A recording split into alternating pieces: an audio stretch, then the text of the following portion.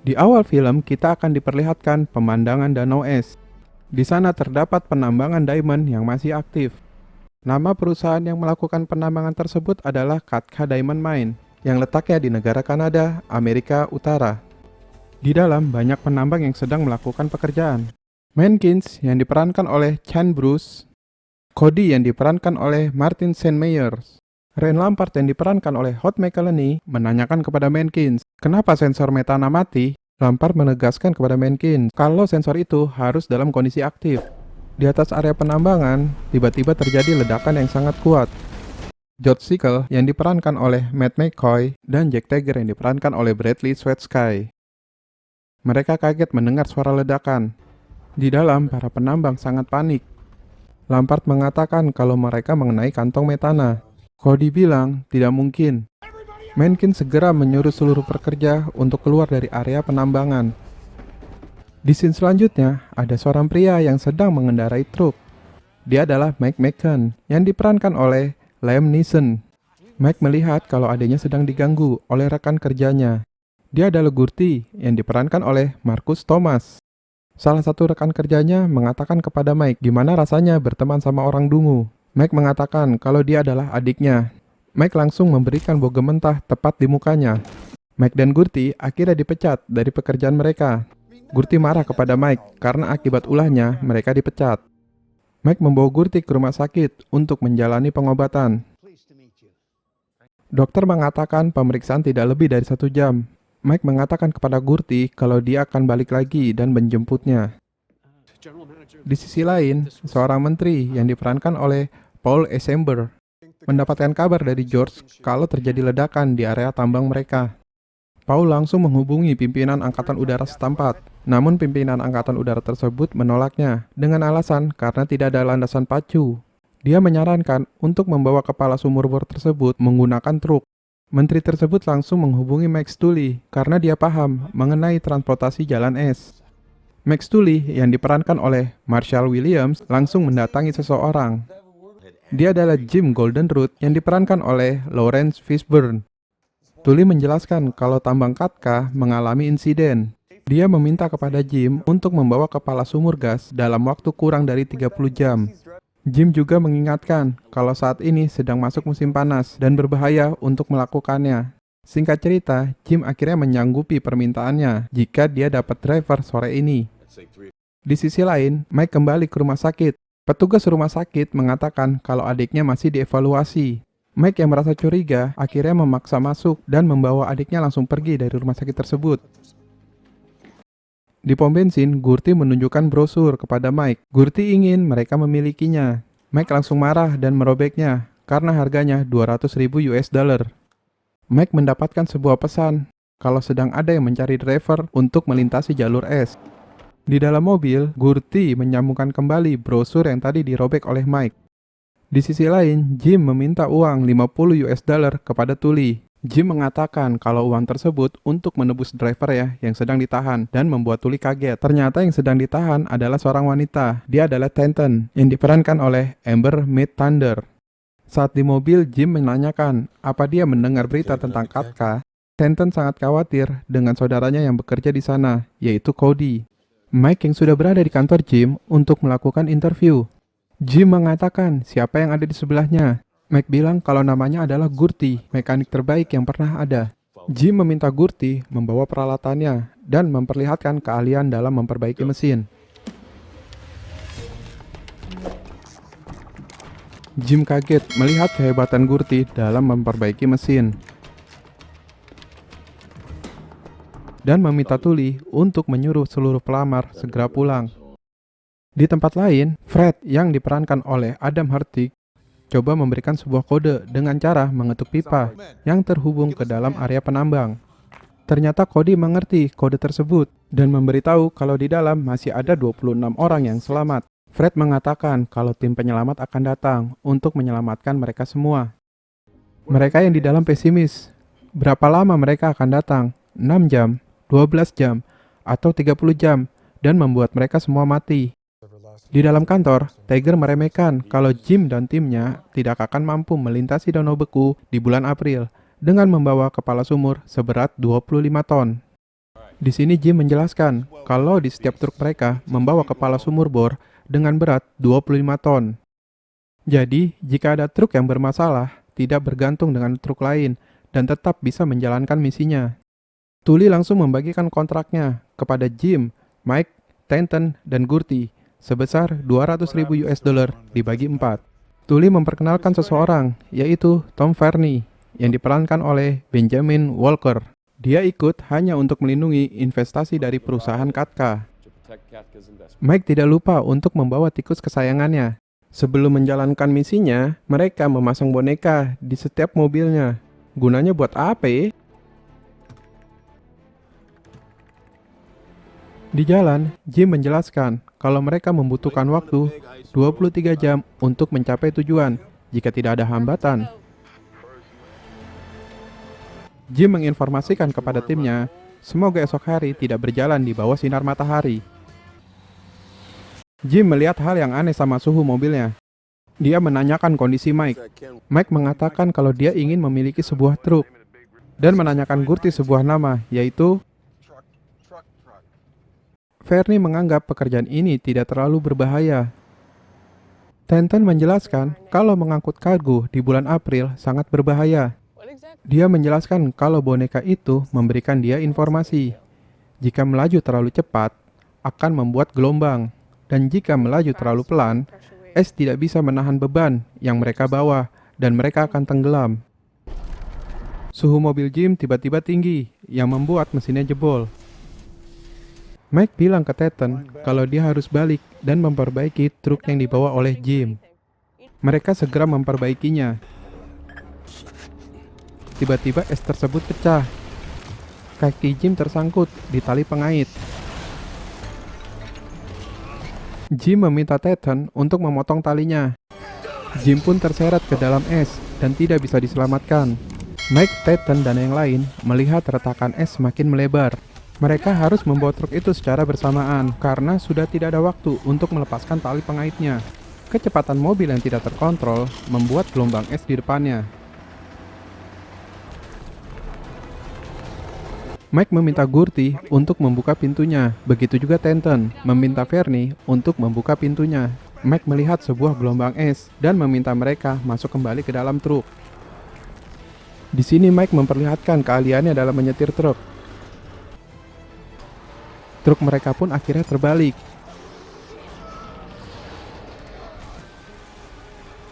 Mereka melihat retakan es semakin mendekat.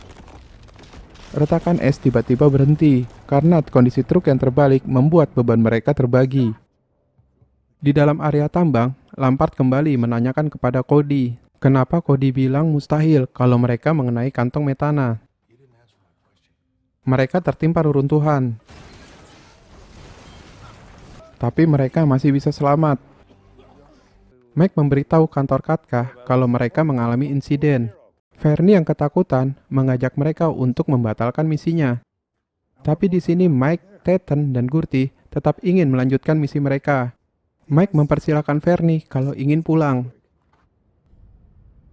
Fernie mempertanyakan soal mesin truk Jimmy yang jebol. Dia mulai memprovokator Mike dan Tanton.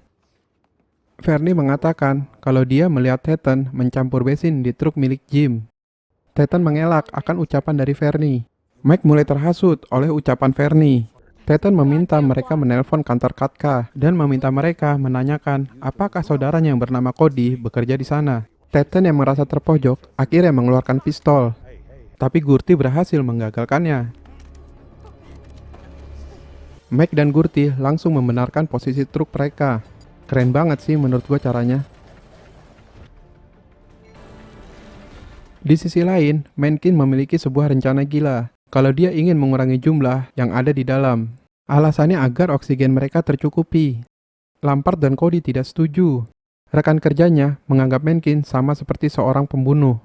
Mike dan Gurty yang sedang memeriksa muatan di dalam kontainer truk mereka, tiba-tiba Fernie menutupnya dari luar. Wah, bangcat nih orang. Fernie juga memindahkan semua barang yang dibawa oleh Mike ke truknya. Tanton akhirnya mengetahui kalau yang menyabotase truk Jim adalah Fernie. Tanton mencoba melawannya, tapi dipukul Fernie hingga pingsan. Mike dan Gurty yang berada di dalam kontainer coba menghancurkan ventilasi kipas dengan sebuah pipa sumur. Fernie memasang sebuah bom di truk mereka. Mike yang berhasil keluar, dia melihat sebuah bom dan langsung melemparnya menjauh dari truk mereka. Fernie yang mendengar sebuah ledakan langsung turun dari truknya. Mike dan Gurty melihat pecahan es yang membuat ban depan mereka masuk ke dalamnya. Mereka kembali memperlihatkan kehebatannya. Gurty yang berada di luar memperhatikan kalau tuasnya akan patah jika dipaksakan. Tapi Mike tidak memperdulikannya dan memarahi Gurty.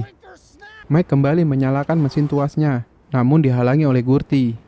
Mike mengatakan jangan pernah mematikan alat tuasnya. Mike berhasil mengangkat kedua ban depannya. Tapi tiba-tiba mesin tuas itu patah. Mike langsung turun dan menyelamatkan Gurty yang tenggelam ke dalam danau es. Gurty akhirnya bisa diselamatkan oleh Mike. Mike menyesal dan meminta maaf ke Gurty. Mike dan Gurty segera menyusul Tetton. Di jalan, Fernie bertemu sama sekelompok orang. Ternyata dia adalah George. Fernie mengatakan kepada George kalau truk yang kedua sudah meledak di danau es. George meminta Fernie untuk menjatuhkan truk itu dari atas jurang, seolah-olah terjadi kecelakaan. Di sini akhirnya terungkap, Mencken bilang ke Lampard jika dia mau menyalahkan, salahkanlah bosnya karena mereka dibayar $100 per bulan untuk mematikan sensor metana. Jadi sebenarnya tambang itu udah nggak boleh beroperasi, tapi Tiger dan George tetap memaksakannya untuk mencari keuntungan. Lampard sangat marah karena mereka mau saja dibayar $100 untuk mematikan sensor metana yang akan membahayakan nyawa mereka. Di sini, Cody dan Mencken bersitegang. Lampard mengancamnya dengan sebuah korek api yang akan membuat mereka terbakar karena terdapat kandungan metana yang sangat besar di dalamnya. Lampard menegaskan bahwa musuh mereka yang sebenarnya ada di atas. Fernie dan anak buahnya berhenti di tepi jurang untuk menjatuhkan truk milik Tetton. Fernie memastikan kondisi Tetton dengan sebuah korek api.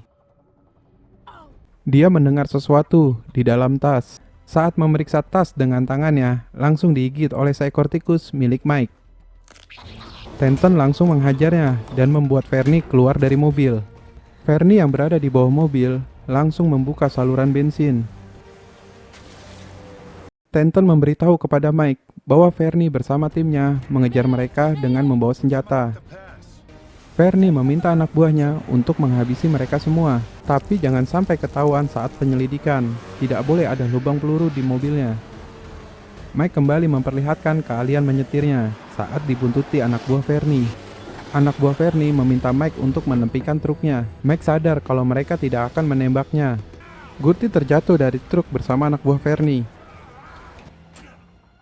Sebagai mantan veteran Amerika, Gurty mampu mengalahkan mereka semua.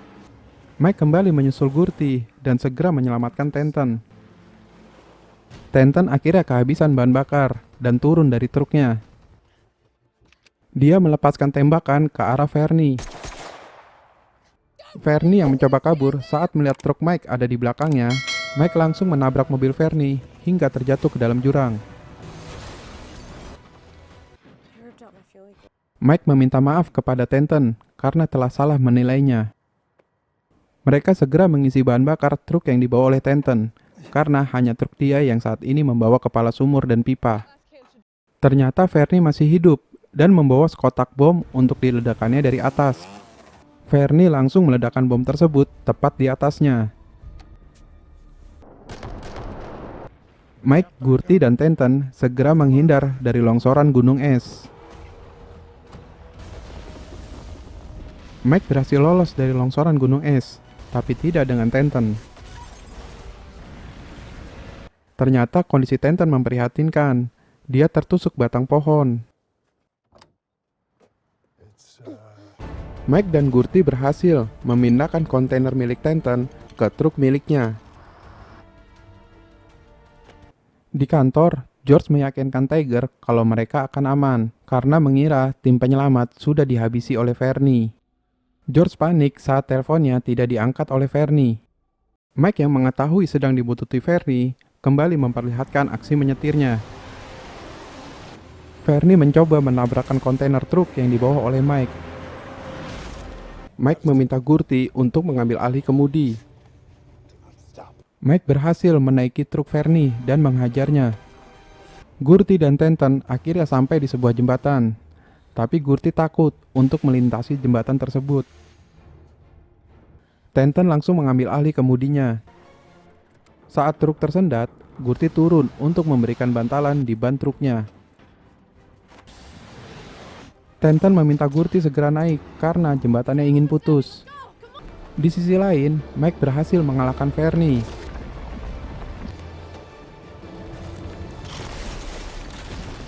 Tenten yang melihat truknya mundur langsung naik ke dalam mobil dan Gurty segera menutup gerbangnya. Gurty mengorbankan nyawanya untuk menyelamatkan truk tersebut agar tidak masuk ke dalam jurang.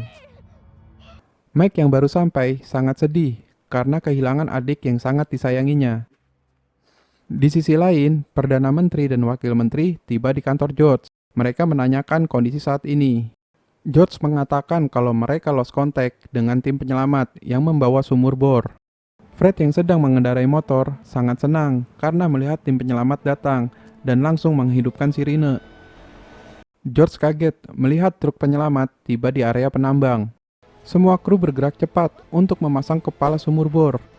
Tenten yang masih dalam masa perawatan memaksa keluar untuk melihat kondisi saudaranya, tapi Mike sempat melarangnya untuk pergi. Tenten menegaskan kepada Mike kalau Gurty sudah mengorbankan nyawanya untuk menyelamatkan nyawa para penambang. Singkat cerita, akhirnya semua penambang dapat diselamatkan. Tenten sangat senang melihat Cody selamat. Cody berterima kasih kepada Mike dan Tenten karena menyelamatkan nyawa mereka. Menteri akhirnya mengetahui kalau George dan Tiger membayar para penambang untuk mematikan sensornya. Mike datang dan langsung meninju muka George. Di akhir cerita, Tenten yang sedang memeriksa truk kedatangan Mike yang membawa truk barunya. Dan truk itu diberi nama. Film pun berakhir. Terima kasih sudah menonton konten ini. Jangan lupa subrek, like, and comment. Jika ada yang kurang, kami mohon maaf.